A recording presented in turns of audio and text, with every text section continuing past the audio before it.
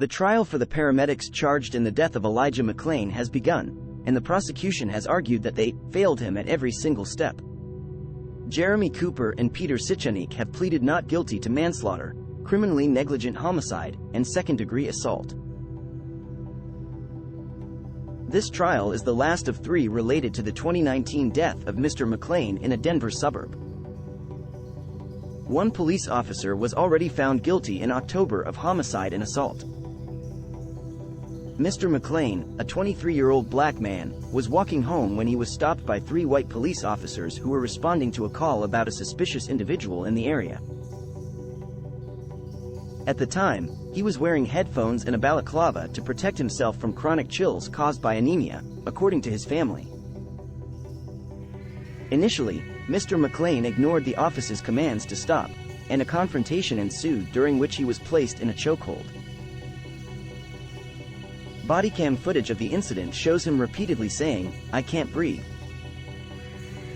After restraining him, Mr. Cooper and Mr. Sichanik injected Mr. McClain with ketamine, a powerful sedative. He never regained consciousness and died 3 days later after being taken off life support. 2 other officers involved in the incident, Nathan Woodyard and Jason Rosenblatt, were acquitted of charges in November and October, respectively. Randy Rodema, another officer, was found guilty of criminally negligent homicide and third-degree assault. In the opening remarks of the trial, the prosecution argued that the paramedics' actions led to Mr. McClain's death. They stated that the defendants should not have given him the maximum dose of ketamine and should have monitored him after administering it. The prosecution also criticized the paramedics for keeping Mr. McClain in a face-down position, which restricted his airways. They concluded that Mr. McClain would have been better off if the paramedics had never arrived at the scene.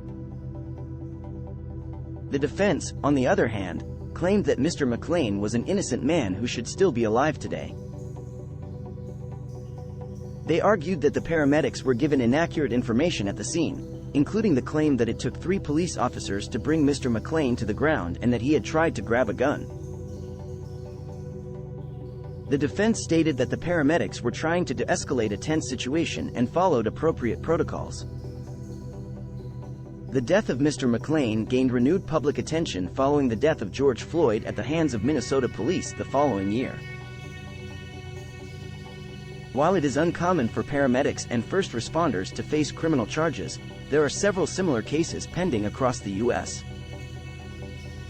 For example, in Illinois, 2 paramedics are facing murder charges for the suffocation and death of a patient who was strapped face down on a stretcher.